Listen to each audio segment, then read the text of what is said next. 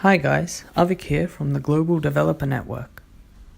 In this video, we are going to complete FreeCodeCamp's challenge called Create a Bulleted Unordered List.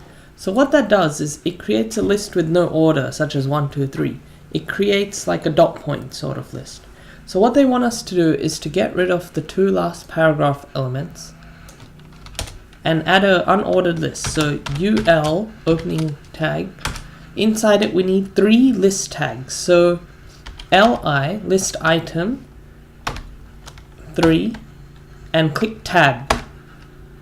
It creates 3 tags, and we also need a closing tag of UL unordered list.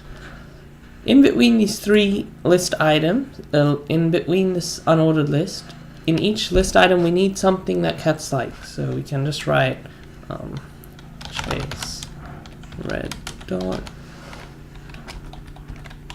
catnip last one milk.